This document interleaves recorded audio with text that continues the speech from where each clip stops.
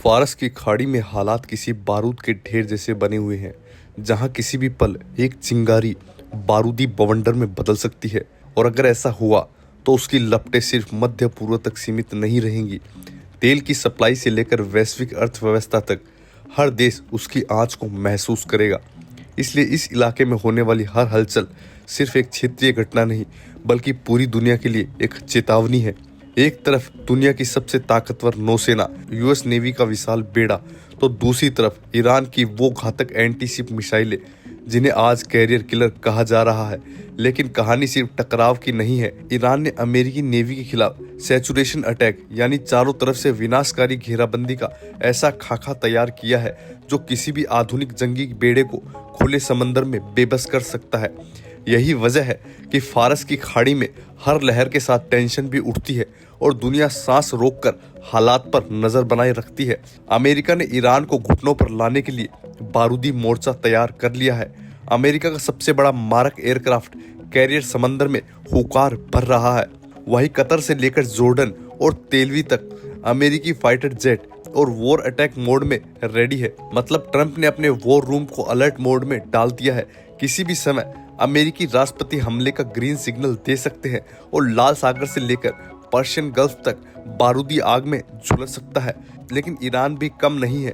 उसने अमेरिका के गुरूर को तोड़ने के लिए उसके सबसे घातक हमलावर को घेरने की प्लानिंग कर ली है।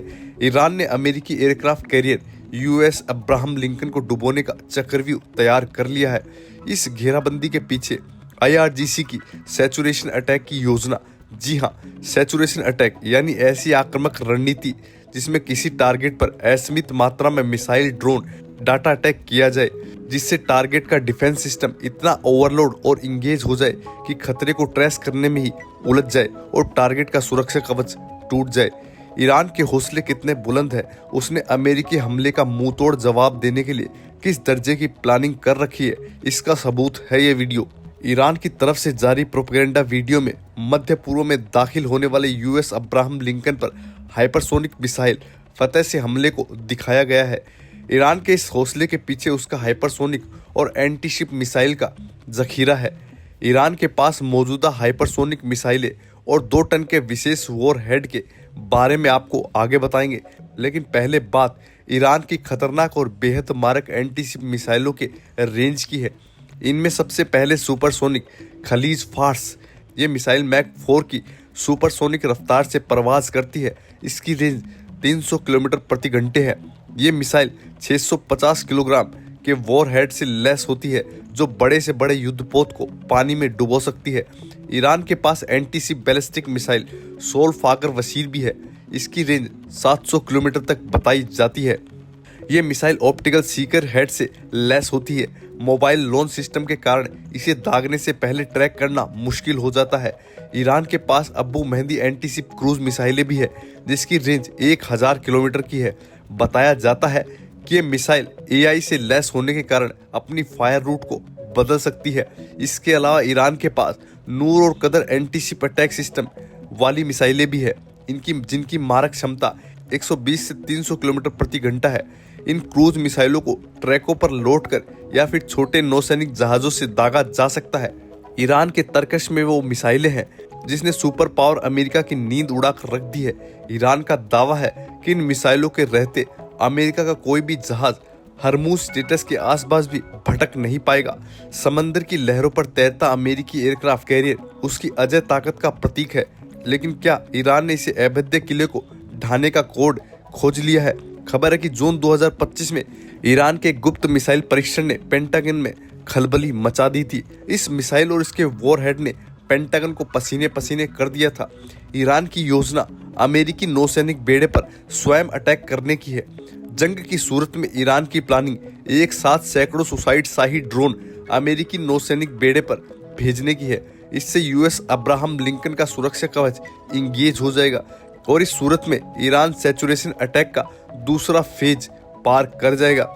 मतलब एक साथ दर्जनों हाइपरसोनिक मिसाइलों से हमला। इस सिचुएशन में यूएस अब्राहम लिंकन कुछ हाइपरसोनिक मिसाइलों और ड्रोन को मार गिराएगा। लेकिन अगर एक भी हाइपरसोनिक मिसाइल जंगी बेड़े को हिट कर गई तो इसका तबाह होना तय है।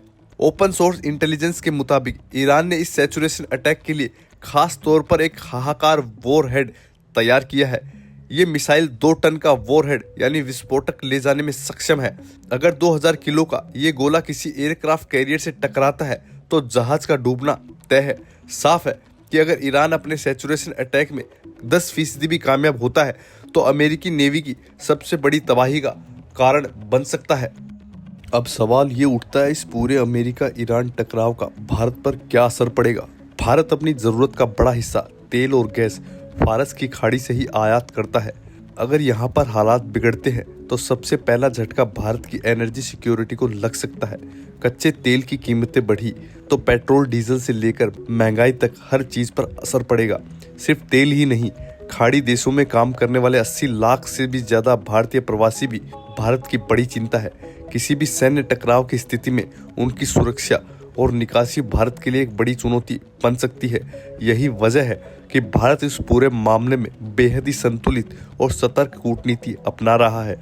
एक तरफ भारत अमेरिका के साथ रणनीतिक साझेदारी निभा रहा है तो दूसरी तरफ ईरान के साथ भी उसके ऐतिहासिक और व्यापारिक रिश्ते हैं, चाहे वो चाबहार पोर्ट हो या अफगानिस्तान तक पहुंच का रास्ता।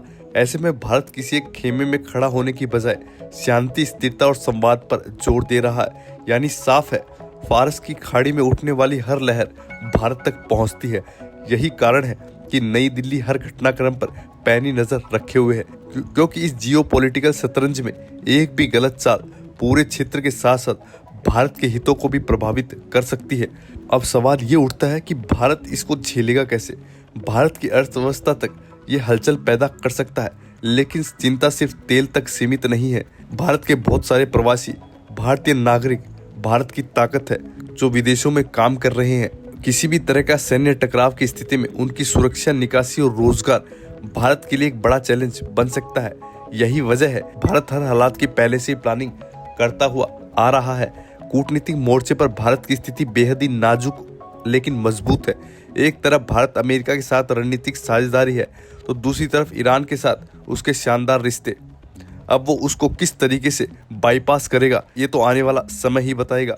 जहां तक मुझे भरोसा है भारत अपने हिसाब से मैनेज कर लेगा और यही संतुलन भारत को बाकी देशों से अलग बनाता है। भारत ना तो किसी के दबाव में आता है और ना ही जल्दबाजी में कोई कदम उठाता है। यही कारण है भारत खुलकर युद्ध की भाषा नहीं बोलता, बल्कि शांति, स्थिरता और संवाद पर जोर देता है। पर्दे के पीछे चल रही कूटनीति में भारत की कोशिश यही है कि खाड़ी में आग ना भड़के, क्योंकि अगर ऐसा हुआ पूरी दुनिया के साथ साथ भारत पर भी इसका असर साफ साफ पड़ेगा। यानी साफ है, फारस की खाड़ी सिर्फ एक समुद्री रास्ता नहीं बल्कि भारत की ऊर्जा, अर्थव्यवस्था और सुरक्षा से जुड़ी एक नाजुक नस है और इसी नस पर दुनिया की बड़ी ताकतें शतरंज खेल रही है। ऐसे में भारत की हर चाल, हर बयान और हर चुप्पी सब कुछ बेहद ही सोच समझकर उठाए जाने वाला कदम है।